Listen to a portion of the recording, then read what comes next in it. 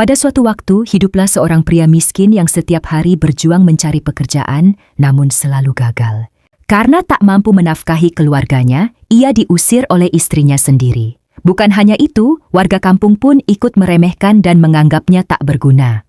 Dengan hati hancur, pria itu pergi meninggalkan kampung dan masuk ke dalam hutan. Tanpa ia sadari, pertemuan takdirnya dengan sosok Ratu Ular akan mengubah hidupnya selamanya. Dari pria yang hina, ia berubah menjadi sosok yang ditakuti dan dihormati.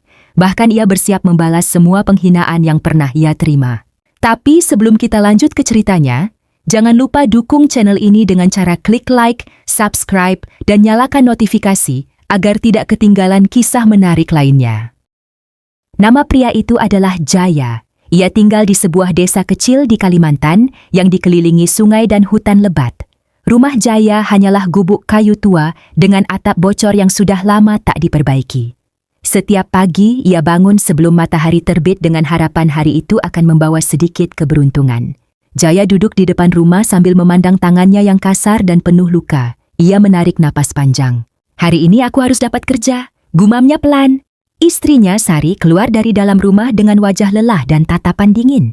"Kau mau kemana lagi, Jaya?" "Mencari kerja," jawab Jaya singkat namun penuh harap. "Setiap hari jawabmu itu, tapi hasilnya nol," kata Sari dengan nada kesal. Jaya terdiam. Ia tahu istrinya benar, tetapi hatinya juga perih. Ia sudah mencoba menjadi kuli angkut, buruh kebun, bahkan menawarkan diri membersihkan perahu warga. Namun selalu saja ditolak atau hanya dibayar dengan sisa makanan. Di jalan desa, Jaya menyapa beberapa warga. "Pagi, Pak." Seorang pria hanya melirik, lalu berlalu tanpa menjawab. Yang lain berbisik pelan. "Itu Jaya, laki-laki tak berguna yang tak bisa menafkahi istrinya." Langkah Jaya melambat, tetapi ia tetap berjalan. Ia mendatangi rumah kepala kebun. "Pak, apa masih butuh pekerja?" "Sudah penuh," jawab singkat tanpa menatap wajah Jaya. Menjelang siang, perut Jaya kosong. Ia duduk di bawah pohon besar dekat sungai. Angin berhembus pelan, namun hatinya terasa berat. "Apa aku memang tak berguna?" katanya lirih. Saat sore tiba, Jaya pulang dengan tangan kosong. Sari menunggunya di depan rumah. "Ndak dapat kerja lagi, kan?" Jaya mengangguk pelan. "Maafkan aku." "Maaf tidak bisa mengisi perut," bentak Sari sambil masuk ke rumah. Jaya berdiri sendirian di depan gubuknya. Langit mulai gelap, suara hutan terdengar semakin jelas. Di dalam hatinya, rasa takut dan putus asa mulai tumbuh. Ia tidak tahu bahwa ini adalah hari terakhir hidupnya sebagai pria biasa di desa kecil Kalimantan itu. Malam itu, hujan turun rintik-rintik di desa kecil Kalimantan. Jaya baru saja duduk di sudut rumah ketika Sari kembali keluar dengan wajah penuh amarah. Matanya menatap Jaya seolah melihat beban paling berat dalam hidupnya. "Sampai kapan aku harus hidup seperti ini, Jaya?" Jaya menunduk. "Aku akan terus berusaha." "Berusaha," katanya. Sari tertawa sinis. "Usahamu itu cuma bikin aku malu di depan orang sekampung." Sari melangkah mendekat. "Laki-laki lain pulang bawa uang, kau pulang bawa angin. Aku capek punya suami yang cuma bisa janji. Kau bahkan lebih tak berguna dari anak kecil." Kata-kata itu menusuk lebih dalam dari hujan dingin di luar. "Aku cuma minta waktu, Sar." "Waktu," katanya, bentak Sari. "Perutku tidak bisa kenyang pakai waktu." Pintu rumah terbuka. Beberapa warga yang lewat berhenti dan memperhatikan. Sari sengaja meninggikan suaranya. "Lihat ini suamiku. Tak bisa kerja, tak bisa cari uang, cuma numpang hidup." Seorang warga menyeringai. "Jaya, kalau tak sanggup jadi laki-laki, lebih baik jadi bayangan saja." Yang lain tertawa kecil. Kasihan Sari salah pilih suami. Wajah Jaya memerah, bukan karena marah, tapi karena malu. Tangannya gemetar. "Aku tetap suamimu, Sar." Suami Sari menyela tajam. Suami itu melindungi dan menafkahi, bukan jadi beban. Sari lalu masuk ke dalam rumah dan melemparkan sebuah kain lusuh ke arah Jaya. "Ambil ini, pergi dari rumahku. Aku tidak mau lihat wajah gagalmu lagi." Jaya terdiam. "Ini rumah kita." "Bukan, ini rumahku," jawab Sari dingin. "Kau tidak punya apa-apa di sini." Hujan semakin deras, warga mulai berbisik-bisik. Akhirnya diusir juga. Sudah pantas. Laki-laki seperti itu cuma bikin susah. Jaya melangkah keluar pelan-pelan. Setiap langkah terasa berat, seolah tanah ikut menahannya. Dari balik pintu, Sari berteriak terakhir kali. "Kalau kau mati di luar sana pun, itu bukan urusanku." Pintu ditutup keras. Jaya berdiri sendirian di tengah hujan, basah, lapar dan dihina. Ia menatap langit gelap sambil mengepalkan tangan. Air hujan bercampur dengan air matanya. Malam itu, Jaya pergi meninggalkan desa dengan luka di hati yang dalam. Pengusiran itu bukan hanya dari rumah, tetapi dari harga dirinya sebagai seorang manusia. Dan tanpa disadari siapapun, rasa sakit itulah yang kelak akan menjadi awal dari perubahan besar dalam hidupnya. Langkah Jaya terus menjauh dari desa kecil itu. Malam semakin larut, hujan mulai reda, namun tanah masih basah dan licin. Ia berjalan tanpa tujuan jelas, hanya mengikuti arah hutan Kalimantan yang gelap dan sunyi. Setiap langkah terasa seperti membawa beban kenangan pahit yang tak mau lepas dari pikirannya. "Aku sudah tak punya apa-apa lagi," katanya pelan pada dirinya sendiri. Suara serangga malam bersahutan. Pepohonan tinggi menjulang, membuat cahaya bulan hampir tak terlihat.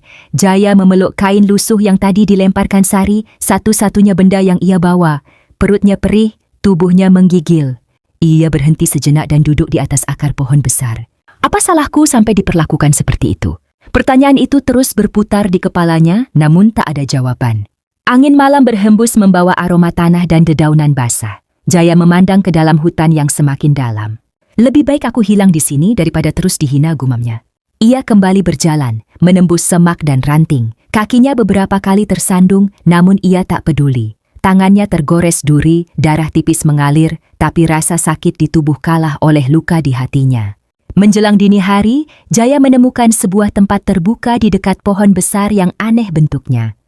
Akar-akarnya melingkar seperti ular. Ia jatuh terduduk, napasnya terengah. "Aku sudah capek," katanya lirih. Matanya menatap ke langit yang mulai cerah.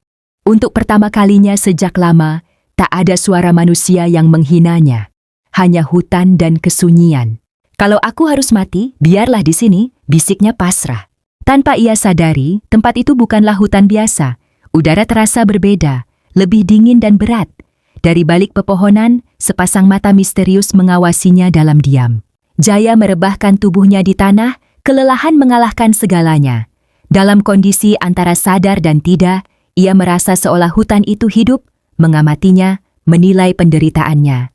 Malam itu, pelarian Jaya ke hutan bukan sekadar upaya bertahan hidup. Itu adalah langkah pertama menuju takdir yang tak pernah ia bayangkan sebelumnya. Jaya terbangun ketika cahaya matahari menembus sela-sela daun. Tubuhnya terasa kaku dan dingin. Ia perlahan bangkit dan menyadari tempat ia beristirahat terasa semakin asing. Pohon besar dengan akar melingkar itu kini tampak lebih jelas, seolah membentuk singgasana alami. "Tempat apa ini?" gumam Jaya sambil menelan ludah.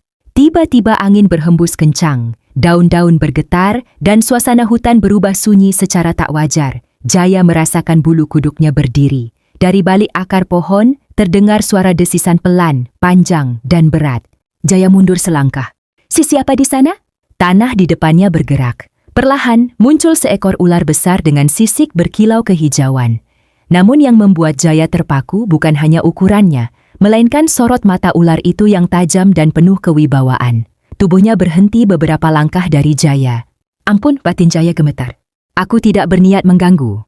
Suara lembut namun bergema terdengar, seolah berasal dari segala arah. "Mengapa manusia sepertimu masuk ke wilayahku dengan hati penuh luka?" Jaya terkejut. Ia menyadari suara itu bukan dari mulut manusia. Lututnya lemas, ia langsung berlutut. "Aku hanya orang tak berguna yang diusir dari hidupnya sendiri."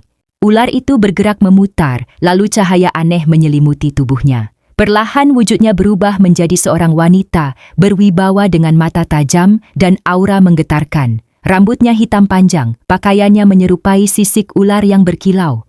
Jaya menunduk dalam. Siapa Anda?"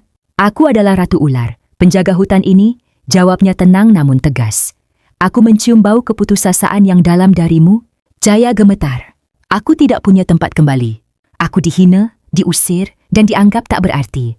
Ratu Ular menatapnya lama, seolah membaca seluruh hidup Jaya. "Namun kau tidak membawa kebencian di matamu, hanya luka dan ketulusan." Air mata Jaya jatuh. "Aku hanya ingin hidup sebagai manusia yang dihargai." Ratu Ular melangkah mendekat. Tanah di sekelilingnya terasa bergetar halus. "Banyak manusia datang dengan keserakahan. Kau datang dengan kehancuran. Itu yang membedakanmu." Jaya menelan napas. "Jika aku mati di sini, aku ikhlas. Asal penderitaanku berhenti." Ratu Ular mengangkat tangannya perlahan. "Takdir belum selesai untukmu, Jaya. Hutan ini memanggilmu bukan untuk kematian. melainkan untuk perubahan. Angin kembali berhembus pelan. Jaya menatap sosok di depannya dengan campuran takut dan harapan. Ia tidak tahu apa yang akan terjadi selanjutnya, namun untuk pertama kalinya sejak lama, ada seseorang yang benar-benar melihat penderitaannya. Dan di sanalah, di jantung hutan Kalimantan, pertemuan yang akan mengubah jalan hidup Jaya pun dimulai. Hutan kembali sunyi setelah kata-kata Ratu Ular menggema di udara. Jaya masih berlutut, jantungnya berdegup kencang. Sosok di hadapannya berdiri tegak dengan wibawa yang membuatnya tak berani menatap lama. "Apa maksudmu dengan perubahan?" tanya Jaya dengan suara bergetar. Ratu Ular menatapnya dalam. "Takdir memberi dua jalan, Jaya. Kembali ke penderitaan, atau berjalan bersamaku dan meninggalkan hidup lamamu." Jaya terdiam. Bayangan wajah Sari, cemoohan warga, dan malam hujan itu kembali memenuhi pikirannya. Tangannya mengepal. "Aku tidak ingin kembali menjadi orang yang diinjak-injak." Ratu Ular mengangguk pelan. "Jangan kau memilih jalan ini. Kau harus mengikat janji denganku, menjadi pasanganku dan menjaga rahasia hutan." Jaya terkejut. "Menikah? Dengan Anda?" "Pernikahan bukan soal wujud," jawab Ratu Ular tenang. "Ini adalah ikatan jiwa. Aku memberimu kekuatan dan kehidupan baru. Sebagai gantinya, kau setia dan tidak menyalahgunakan apa yang kau terima." Jaya menunduk lama. Dalam hatinya ada rasa takut, namun juga harapan yang besar. "Jika ini satu-satunya cara agar aku tidak lagi direndahkan, aku menerima." Angin tiba-tiba berputar kencang. Cahaya kehijauan muncul dari tanah, melingkari tubuh Jaya. Ia merasakan panas menjalar dari dadanya ke seluruh tubuh. Rasa lapar, lelah, dan luka di kakinya perlahan menghilang. "Pegang tanganku," kata Ratu Ular. Saat Jaya menyentuh tangan itu, penglihatannya seakan terbuka. Ia melihat harta tersembunyi di dalam hutan, emas sungai, batu berharga, dan kekuatan yang tak pernah ia bayangkan sebelumnya. "Sejak ikatan ini, kau bukan lagi manusia lemah," ujar Ratu Ular. "Kau adalah suamiku. Dan bagian dari kekuasaan hutan ini." Cahaya perlahan memudar. Jaya berdiri dengan tubuh tegap. Pakaian lusuhnya berubah menjadi busana sederhana, namun bersih dan berwibawa. Tatapannya kini tajam, napasnya mantap. "Aku merasa berbeda," kata Jaya pelan. Ratu Ular tersenyum tipis. "Itu karena kau telah menemukan nilai dirimu." Hari-hari berikutnya, Jaya tinggal di wilayah tersembunyi hutan. Ia belajar memahami kekuatan barunya, kekayaan yang datang tanpa harus merampas, serta cara berjalan dengan kepala tegak. Setiap kali ia bercermin di air sungai, ia hampir tak mengenali dirinya sendiri. Dari pria yang diusir dan dihina, Jaya kini berdiri sebagai sosok yang tenang dan berwibawa. Dalam diam, hatinya menyimpan satu hal yang belum selesai. Ia akan kembali ke desa, bukan sebagai orang miskin yang dipermalukan, melainkan sebagai seseorang yang tak bisa lagi diremehkan. Beberapa waktu berlalu di hutan, dan perubahan Jaya semakin nyata. Wajahnya tampak lebih tenang, langkahnya mantap, dan sorot matanya menyimpan wibawa yang tak pernah ia miliki sebelumnya. Suatu pagi, Jaya berdiri di tepi hutan sambil memandang ke arah desa kecil tempat semua lukanya bermula. "Sudah waktunya aku kembali," katanya pelan. Ratu Ular muncul di sisinya. "Ingat janjimu, Jaya. Kau boleh menunjukkan siapa dirimu sekarang, tapi jangan biarkan amarah menguasai akalmu." Jaya mengangguk. "Aku tidak akan melupakan itu." Langkahnya menyusuri jalan tanah menuju desa terasa berbeda. Tak ada lagi kepala tertunduk atau langkah ragu. Saat ia memasuki batas desa, beberapa warga yang sedang duduk di warung terdiam dan menatapnya heran. "Itu siapa?" "Pendatang ya?" "Bukan, wajahnya mirip Jaya." "Mana mungkin Jaya itu miskin dan kumal." Jaya berhenti di tengah jalan dan menatap mereka dengan tenang. "Selamat siang." Suaranya tegas namun rendah. Para warga saling pandang. "Jaya? Benarkah itu kau?" "Aku Jaya," jawabnya singkat. Kabar kepulangannya menyebar cepat. Warga yang dulu mencemooh kini berbisik dengan nada berbeda. Mereka memperhatikan pakaiannya, sikapnya, dan ketenangan yang membuat mereka segan. Jaya berjalan menuju rumah lamanya. Gubuk itu masih berdiri, sama reyotnya seperti dulu. Beberapa tetangga mengintip dari balik pintu. Tak ada tawa ejekan, hanya rasa canggung. Seorang pria yang dulu sering menghina berdehem. "Kau dapat kerja di mana? Atau mencuri di hutan?" Jaya tersenyum tipis. "Aku bekerja dengan caraku sendiri. Dan hasilnya cukup untuk hidup terhormat." Ia lalu meletakkan sebuah kantung kecil di atas bangku. Bunyi benda keras terdengar dari dalamnya. Warga terdiam, mata mereka membesar. Sejak kapan Jaya jadi orang berada? Kita salah menilainya. Wajah mereka mulai berubah, dari meremehkan menjadi berhati-hati. Tak lama kemudian Sari muncul dari dalam rumah. Wajahnya pucat melihat Jaya berdiri di depan. Kau kembali. Jaya menatapnya tanpa emosi. Aku hanya lewat, namun langkah ini tak bisa dihindari. Suasana desa menjadi sunyi. Semua orang merasakan sesuatu yang berbeda. Jaya yang dulu mereka hina kini berdiri sebagai sosok yang membuat mereka tak berani bicara sembarangan. Hari itu, kepulangan Jaya bukan hanya mengejutkan desa kecil itu, tetapi juga menanamkan rasa takut dan penyesalan di hati banyak orang. Dan bagi Sari, kehadiran Jaya adalah awal dari kenyataan pahit yang harus ia hadapi. Sari berdiri kaku di depan rumah. Tangannya gemetar, napasnya tak teratur. Ia menatap Jaya dari ujung kepala hingga kaki, seolah mencoba memastikan apa yang ia lihat itu nyata. Pria yang dulu ia usir dengan hinaan kini berdiri tegak dengan wibawa yang membuatnya sulit menelan ludah. Kau datang untuk apa, Jaya? Ucap Sari akhirnya, berusaha terdengar tegas namun suaranya bergetar. Jaya melangkah maju satu langkah. Aku datang untuk menutup cerita lama. Cerita yang dulu kau akhiri dengan penghinaan. Beberapa warga mendekat, pura-pura sibuk namun jelas ingin mendengar. Sari menyadarinya dan wajahnya memerah. Jangan sok suci. Kau dulu memang tak berguna. Aku tidak salah mengusirmu. Jaya tersenyum tipis. Benar. Dulu aku tak punya apa-apa. Dan saat itu kau merasa berhak menghinaku di depan semua orang. Ia menatap mata Sari lurus-lurus. Kau bilang aku bukan laki-laki. Kau bilang aku lebih rendah dari siapapun di desa ini. Sari membalas dengan tawa kaku. Kalau sekarang kau punya sedikit uang, bukan berarti kau berubah jadi orang hebat? Jaya menghela napas pelan.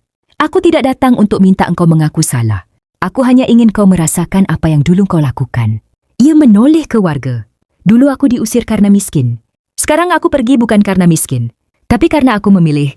Jaya lalu meletakkan beberapa kantong kecil di atas meja kayu di depan rumah. Bunyi keras kembali terdengar. Warga terdiam. Itu cukup untuk hidup tenang seumur hidup, katanya datar. Dan kau kehilangan semua itu saat kau mengusirku. Sari terdiam. Bibirnya bergetar. Jaya, aku... Ia tak mampu melanjutkan kata-katanya. Dulu kau bilang kalau aku mati di luar sana. Itu bukan urusanmu. Lanjut Jaya pelan namun menusuk. Sekarang aku hidup, dan hidupku bukan lagi urusanmu.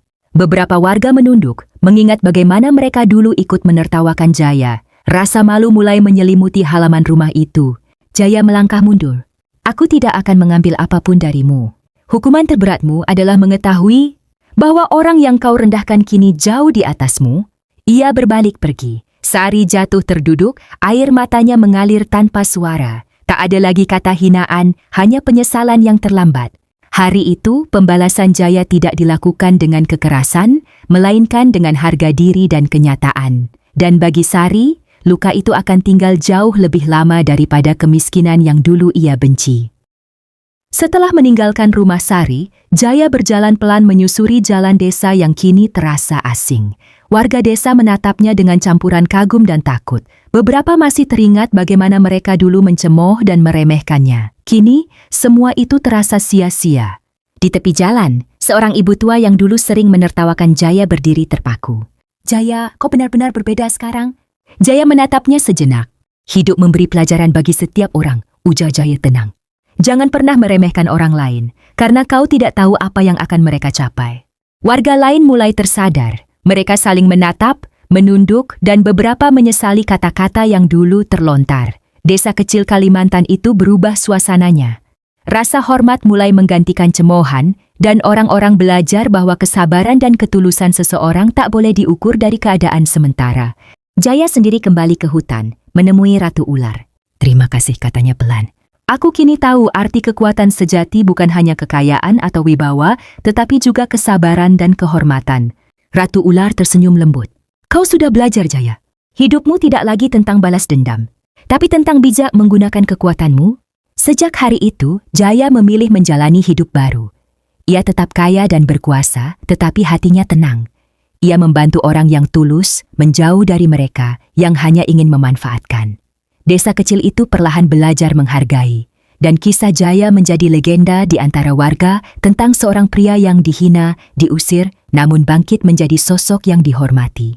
Di akhir cerita, pelajaran yang tersisa jelas. Jangan pernah menilai seseorang dari kesulitan yang ia hadapi. Kesabaran, ketulusan, dan keberanian untuk bangkit adalah kekuatan yang tak ternilai. Dan kadang, takdir mempertemukan kita dengan cara yang tak pernah terduga untuk mengubah hidup selamanya.